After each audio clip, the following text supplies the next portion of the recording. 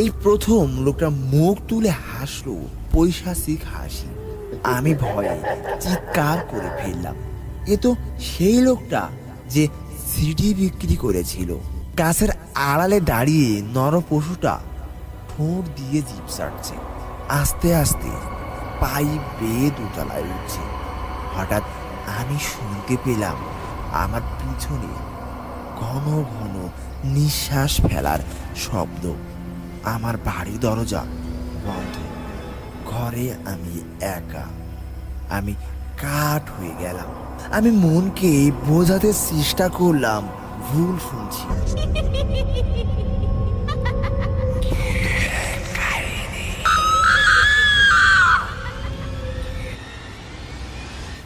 Hello বন্ধুরা, ভুতুড়ে কাহিনীর নতুন একটি ঘটনায় আপনাদেরকে স্বাগত। ভুতুড়ে কাহিনীতে প্রতিনিয়ত আপনারা নতুন নতুন ঘটনা উপভোগ করে থাকেন, আর তারই ধারাবাহিকতায় আপনাদের জন্য আমাদের আজকের নিবেদন।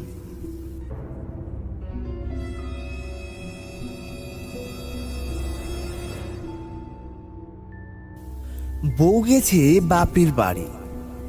আজ শনিবার। কাল রাতে আমি গিয়ে নিয়ে আসব। আমার খুবই মজা হচ্ছে। অবাক লাগলো শুনতে, কিন্তু মাঝে মাঝে এমন হয়। বইয়ের অতি যত্নের থেকে মাঝে মাঝে মন ছুটি চায়। একটু অনিয়ম, একটু বন্ধন মুক্তি। সবচেয়ে বড় কথা হলো টিভির ওপর একটু দখলদারি পাওয়া যায়। টিভিটা শখ করেই কিনা, কিন্তু ওটার নাগাল পাই না। আমি যখন অফিস থেকে বাড়ি ফিরি তখন পৃথিবীর সব সেরা সিরিয়াল স্টার জলসা জি বাংলা চলে। এই সময় টিভি দেখতে চাওয়াটা অমানবিক। আর রবিবার ছেলের স্কুল, কোচিং, আঁকা ক্লাস কিচ্ছু থাকে না।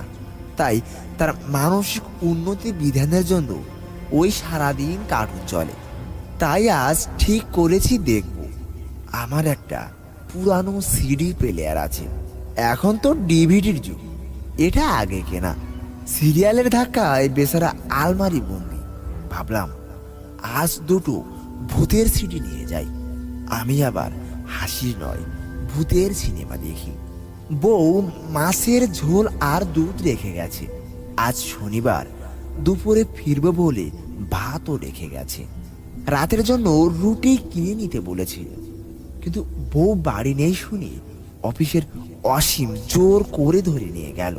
ওর বউ খুবই ভালো রান্না করে, আর অসীম খুব খাওয়াতে ভালোবাসে।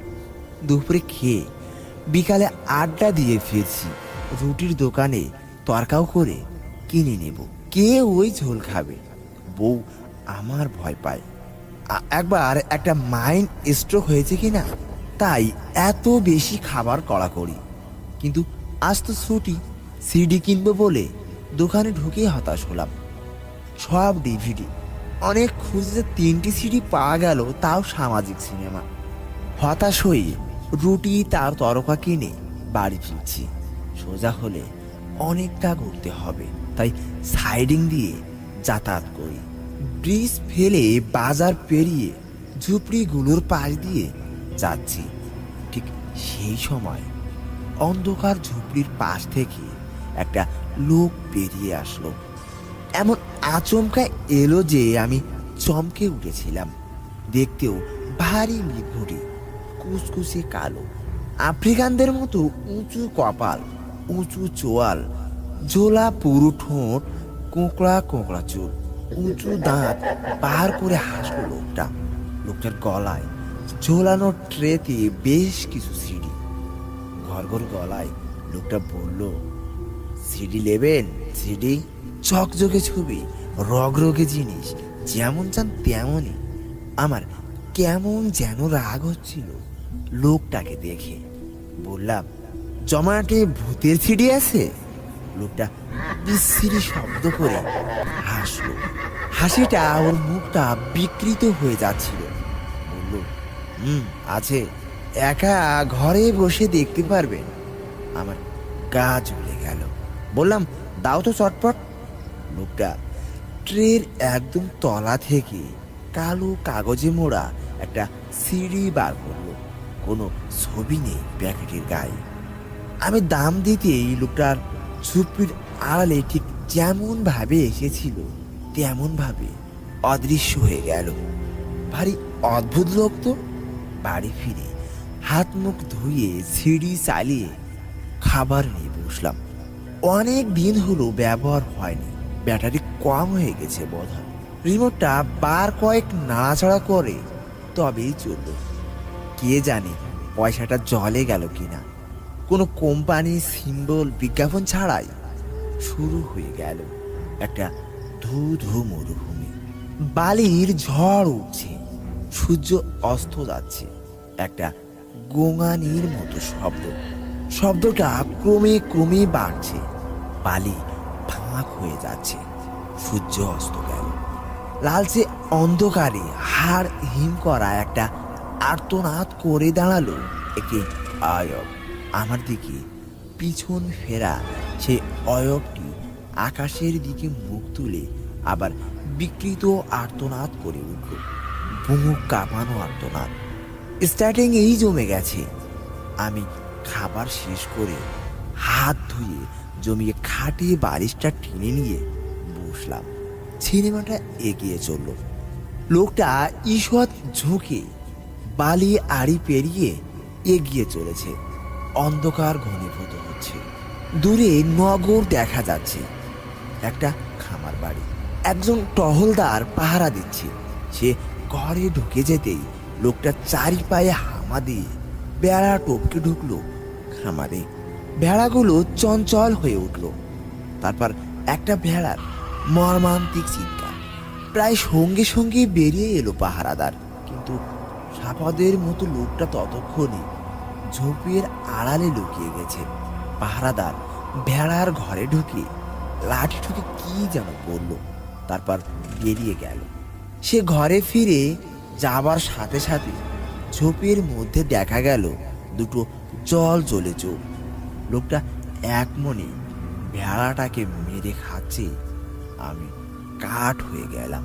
এই প্রথম লোকটা মুখ তুলে হাসলো পৈশাচিক হাসি। আমি ভয়ে চিৎকার করে ফেললাম। এ তো সেই লোকটা যে সিডি বিক্রি করেছিল। আমি ঝট করে সুইচ টিপে ভিসিডি বন্ধ করে দিলাম। আমি ঘেমে উঠেছি। বুক ধড়ফড় শুরু করেছে। গলা শুকিয়ে গেছে। ধক ধক করে জল খেলাম। মুখে চোখে জল দিলাম। একটু সুস্থির হয়ে ঠান্ডা মাথায় ভাবলাম, কি হলো কেসটা? লোকটা কি তবে অভিনেতা, অনামী পরিচালক? তাই কিনে কেউ এই সিডি দেখবে না বলে নিজেরাই পোস্ট সেল করছে? এত অদ্ভুতভাবে ঘটনাটা ঘটেছে যে আমি বুদ্ধি হারিয়ে ভয় পেয়ে গিয়েছিলাম। তবে স্বীকার করতেই হয় যে শেষটা কি করবে জানা নেই, কিন্তু শুরুটা দারুণ। সিনেমাটা আমায় টানছে। আবার চালালাম। দারুণ এগোচ্ছে সিনেমাটা। লোকটা রোজ রাতে পশু মেরে কাঁচা মাংস খায়। ধীরে ধীরে শিশুদেরই মেরে খাওয়া শুরু করেছে। দু তিনটি শিশু নিখোঁজ হওয়ার পর পুলিশ মহলে টনক নড়ল। এক দুধর্ষক পুলিশ তদন্ত শুরু করলো, কিন্তু কোনো সূত্র পাওয়া যাচ্ছে না। এবার মাংস খাদক চালাকি শুরু করলো। সে একটা হাসপাতালে এক সদ্য জাতককে তার শিকার করতে গেছে, কিন্তু পাহারাদারের নজরে পড়ে যাওয়ায় শিকার ছেড়েই তাকে পালাতে হলো। যে ইন্সপেক্টর কেসটা তদন্ত করছিলেন তিনি শহরের সব মেটারনিটি হোমগুলোয় সাদা পোশাকে পুলিশ মোতায়েন করল। নিজে রইলেন পাহারায়। কিন্তু নর পশুটা এটা কোথায়? এটা তো ইন্সপেক্টরের বাড়ির সামনে। ইন্সপেক্টরের বউ উত্তেজিত হয়ে ফোন করেছে। বাচ্চার জ্বর। ইন্সপেক্টর বলেছে কোনো মতেই আসতে পারবে না। গাছের আড়ালে দাঁড়িয়ে নর পশুটা ঠোঁট দিয়ে জিভ চাটছে। আস্তে আস্তে পাইপ বেয়ে দোতলায় উঠছে। হঠাৎ আমি শুনতে পেলাম আমার পিছনে ঘন ঘন নিঃশ্বাস ফেলার শব্দ। আমার বাড়ির দরজা বন্ধ। ঘরে আমি একা। আমি কাঠ হয়ে গেলাম। আমি মনকে বোঝাতে চেষ্টা করলাম ভুল শুনছি, কিছুতেই পিছনে ফিরবো না। ওটা আমারই উত্তেজিত নিঃশ্বাসের শব্দ। টিভির দিকে দৃষ্টি স্থির করলাম। নরপশুটা নিঃশব্দে লাফিয়ে নামলো বারান্দায়। ঘরে 6 মাসের শিশু ঘুমাচ্ছে। পাশের ঘরে মা ওষুধ ধুচ্ছে। আমার বুকের ভেতরটা ধক ধক করছে। স্পষ্ট অনুভব করলাম আমার ঘাড়ে কাঁধে নিঃশ্বাস পড়ছে কারো। বুকের ভেতর যেন রেলগাড়ি চলা শুরু করলো। মাথা দপ দপ করছে। পিছনে কে যেন হিস হিসে গলায় বলল, কে করছে? চমচমক নয়। আমি আতঙ্কে মুখ ঘুরিয়ে দেখলাম নরপশুটা কষ দিয়ে রক্ত গড়িয়ে পড়ছে। আমি আতঙ্কে চিৎকার করে উঠলাম। চোখের সামনে সব অন্ধকার হয়ে গেল। তারপর কিছুই মনে নেই। কতদিন হাসপাতালে আছি আমি জানি না। 1 মাস নাকি তারও বেশি। আমার সেরিব্রাল হয়ে গেছে। ডাক্তারের কথা শুনে বুঝেছি আমি অজ্ঞান হয়ে পড়েছিলাম। বউ আমি পৌঁছায়নি দেখে খোঁজ নিতে এসে দেখে আমি অজ্ঞান হয়ে পড়ে আছি। তারপর এই হাসপাতালে আমার ডান দিকে প্যারালাইজড হয়ে গেছে, কথাও বন্ধ হয়ে গেছে। আমি কাউকে আমার কথা বলতে পারিনি। জানি না কি দেখেছিলাম সেদিন, আমার মনের ভুল নাকি। তবে হাসপাতালের বেডে শুয়েই আমার শালার আলোচনায় থেকে শুনেছি বাস পড়ে নাকি আমাদের টিভি আর ভিসিডিটা সম্পূর্ণ খারাপ হয়ে গেছে। ওদের অনুমান কোনোভাবেই ওই বাজের শব্দেই আমার স্ট্রোকটা হয়েছে। তবে অদ্ভুত ব্যাপার, বাড়ির অন্য ইলেকট্রনিক জিনিসের কোনো ক্ষতি হয়নি।